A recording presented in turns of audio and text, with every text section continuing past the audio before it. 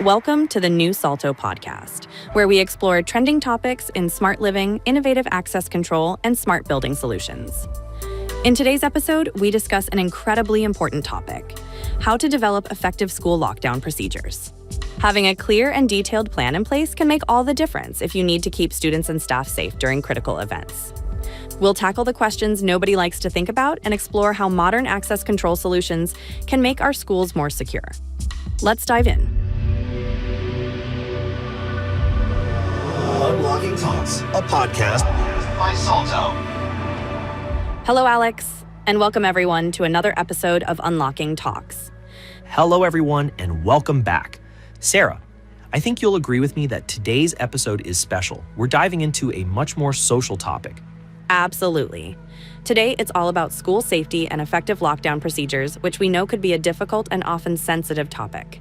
Still important and necessary. You said it. I couldn't agree more. All right, why don't you kick us off? I think it is important to mention that nowadays, school safety and effective lockdown procedures face a complex moment and have different threats that challenge their effectiveness. But as an expert in the field, what are the biggest security challenges in schools today? Yeah, schools, colleges, and universities around the world are facing an unprecedented security crisis. Unauthorized access, lack of monitoring, and poor communication systems are some of the top challenges they face today. But administrators also have to deal with many new and unusual issues, like cyberbullying or negative peer pressure spread by social media sources online. I see. It is a difficult scenario and also an ever-changing environment. Yes, and unfortunately, emergency preparedness hasn't kept up with these changes. A simple survey of recent tragedies shows that common failings all stem from one thing: ineffective crisis management. What do you mean by that? I mean that thighs as miscommunication and confusion about responsibilities or procedures cause more harm in an emergency. Plus, insufficient building access means first responders can't get where they need to in time. But what are schools doing about these issues? How are they approaching the problem, and what solutions are being considered? The need to keep our students, children, and communities safe has never been more critical. Many academic institutions and facilities are trying to revamp their lockdown procedures and access control protocols, and for good reason. Are they already investing in different alternative systems? Of course, they have already spent billions of dollars on modernizing their security systems and school infrastructure. But to develop foolproof, effective school lockdown procedures, we have to take a more holistic approach. I guess it's about how all the different pieces fit together. But what changes would that holistic approach involve? First off, schools have to embrace smart access control solutions that balance flexibility, scalability, and robustness while still blending in. It also helps if they have smart features that make it easy to track incidents in and around the facility. I'll be honest, I have always thought of smart access as a matter of convenience. I never would have guessed it could be a tool for tackling major social and security issues. Yes, that is why I was really excited to bring this topic to the mic. It is crucial to understand the effectiveness of lockdown procedures, their efficiency, and ease of implementation. This starts with administrators understanding the potential threats. From security risks to natural disasters, each incident level will require a different response. I see. Once you know what you're dealing with, you can tailor the lockdown plans accordingly, right? So how can schools use this knowledge to develop more effective lockdown procedures? Unfortunately, there is no one-size-fits-all solution. Instead, it's best to apply the 5 P's of security: planning, process, protocol, practice, and prevention.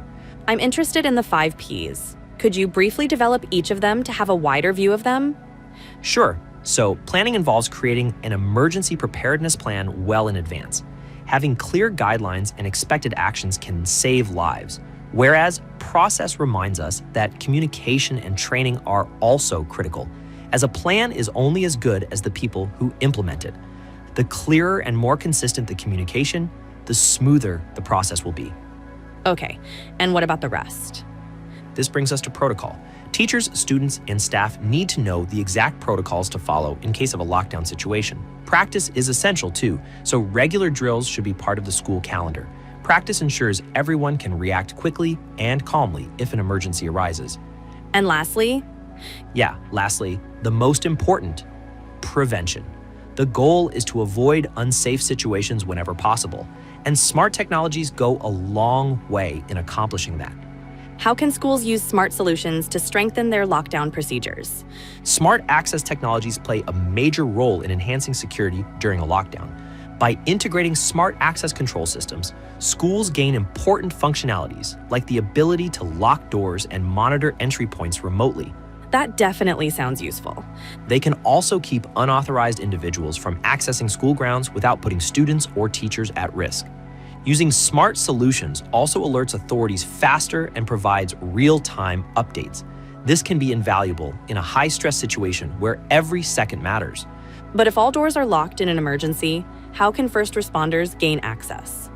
That's a fantastic question because it gets to the heart of the innovation here. It all comes down to advanced tools like digital keys on your smartphone. Interesting. So, walk me through that. In an emergency, how does it actually function on the ground? Absolutely. Imagine an emergency situation. First responders instantly receive a temporary digital key on their smartphone, giving them access for a specific period, or even more seamlessly, they can just use their face to unlock a door. Is there any other touch point which is relevant to mention, Alex?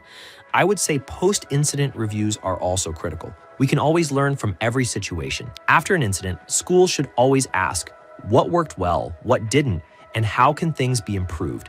Yes, I agree. This kind of evaluation is vital for helping students and staff be better prepared for any potential incidents. That kind of effective response doesn't happen spontaneously. Calmness under pressure is the direct result of a clear understanding of what to do. Such a precise way to summarize today's talk, Sarah. Wow, we are already out of time. Alex, it's been fantastic. Thanks so much for coming on and showcasing the incredible potential of smart access. Unlocking Talks, a podcast by Salto. Thank you for joining us for another episode of the Salto podcast. We hope you found this breakdown informative and insightful. Make sure to check our blog, where you can read our full analysis on this topic. For more episodes like this, check us out on Spotify, Apple Music, and Amazon Music. Don't forget to follow us on LinkedIn, Instagram, and YouTube. Ready to go keyless? Join us again soon for our next episode. Thanks for tuning in. Bye.